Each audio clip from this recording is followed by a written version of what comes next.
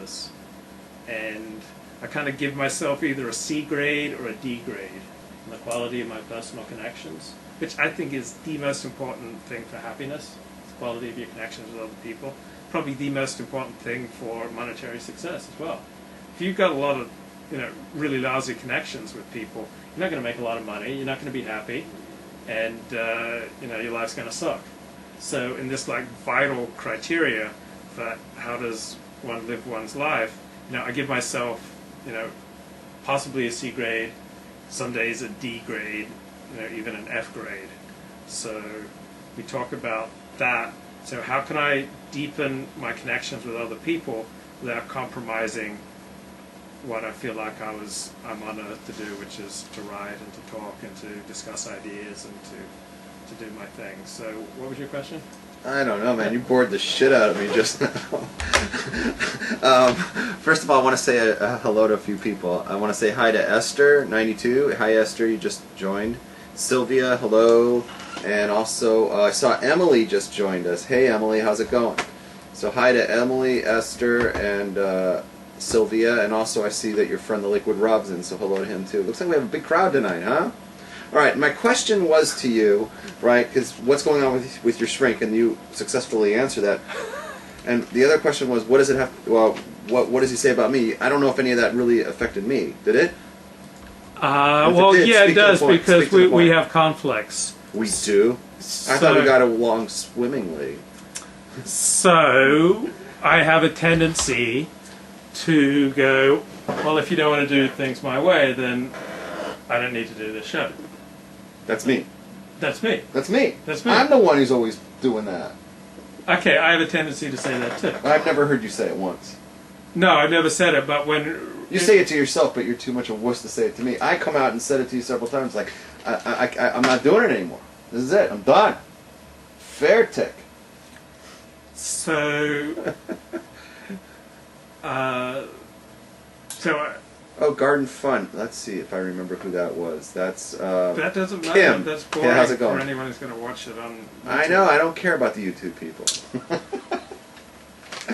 So my therapist wants me to learn negotiation. Says it's not natural, doesn't come naturally to me to negotiate, and he thinks it's great that I have to, negotiate with you to do the show and to.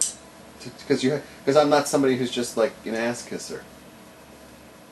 I'm not gonna just kiss Levy's ass. And you're looking for people you like. But I'm gonna say I don't like tension in my personal relationship. Right, but I want to tell you something that about me, and you tell me if this you can relate. I like people who kiss my ass and make it easier for me to do everything I want to do. And just go along with the ride, right? That's what I naturally like, right? Just tell me how great I am, just get on board, right? And just follow what I do, right? And it'll all work, right? And I think you like that. But I'm not one of those people for you, right? So I'm a challenge, because there's going to be give and take. It's more like a marriage. There's going to be things you don't like, right? But you started coming to my place for the last couple of shows, right? Right. And we're coming here this time. It's like give and take, right? You see what I'm saying? It's a challenge for you. Yeah, what I like is I don't like negotiation. I like clear lines of authority. So, it'd be cool if this was your show and you're in charge of the show. Then I could choose to do it or not do it. But there wouldn't be negotiation because it was your show and, you chose the rules. Right. And I'd also be very cool if it was my show. Right. I choose the rules, you do it or not do it. So, but we've moved from it being my show to it being our show, which requires negotiation, which is not natural for me. Right. But this is good practice because I'm a nobody in your life. I really don't mean anything, right? But this is good practice for you when you get to a marriage, which is going to be not about you, but about you and somebody else. So, right. So what I'm doing is I'm preparing you for marriage. In more ways than one. This is like a marriage-like relationship. And this is like a marriage-like relationship, and you're succeeding, you're doing very well, ladies. Let me tell you, let me put in a word for my partner in crime here. And this is something that women should take a look at. That this is a guy who's a natural narcissist, right? He has an ego with on the Richter scale of 9.5. You know, it's like unbelievable, this guy's ego, and yet he's able to find himself able to work with me, who's probably also another big ego guy, and he's making it happen. So ladies, this is the guy. Take a look. You know, you might want to get rid of that beard, but I'm just saying.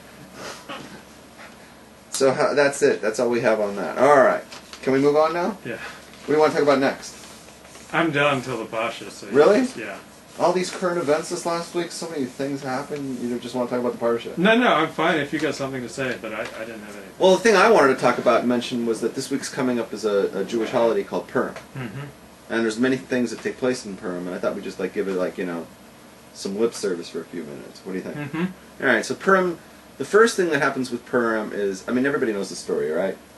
Basically, it's the book of Esther. We have an Esther in the room. Hey, Esther. It's the book of Esther, and what happened was right before Pesach. It was the time of Nebuchadnezzar, right? Nebuchadnezzar came. The Jews started going into exile in what is now Persia. Shushan-Abira, and they went into Babel, whatever you want to call it at the time. And they were there for, now this is the question, how long did it last? 70 years, right? Because there was a prophecy that after 70 years the Jews would return from Babel, right? So the question was, when does that 70-year calculation start from? And there was a big question on that, and the king at the time over there got it wrong. And he thought that the 70 years was done. And it wasn't, because he didn't have the right starting point. And so he threw a big party, and that's where the story begins. And we started off with this huge party that he made, and he had a lot of gaiva, how they say, a lot of arrogance.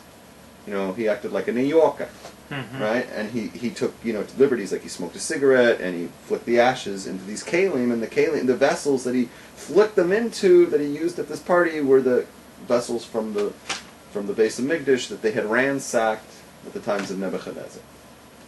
And that's where the story begins. And then the rest you just have to read, and everything that transpires from that point forward is a continuation of what had happened.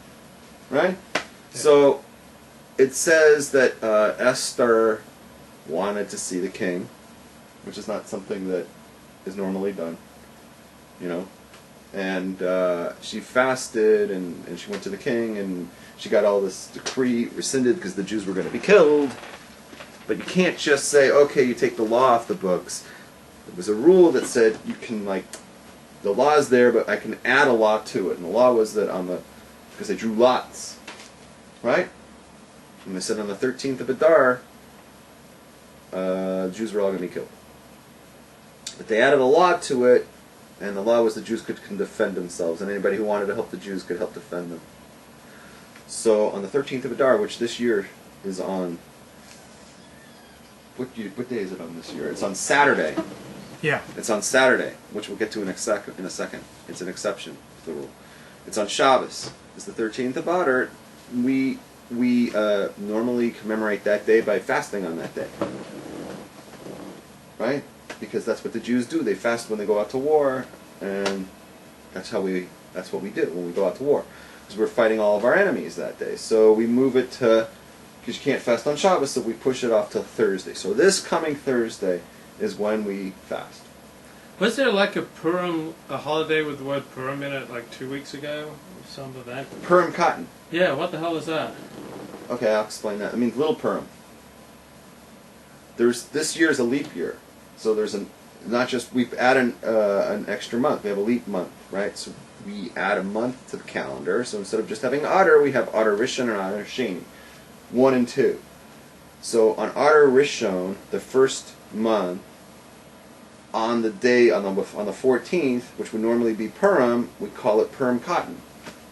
So it's like a minor Purim, and there's nothing really we do to celebrate it. It's just called Purim cotton, because if it wasn't the leap year, that would be the day. Does that make sense? Yeah. Okay. So what happens is that this year Purim's going to start on Saturday night, and the way we celebrate it is that we read the Megillah, which is the story of Esther. Mm-hmm. We read it this coming Saturday night, And then we wear costumes.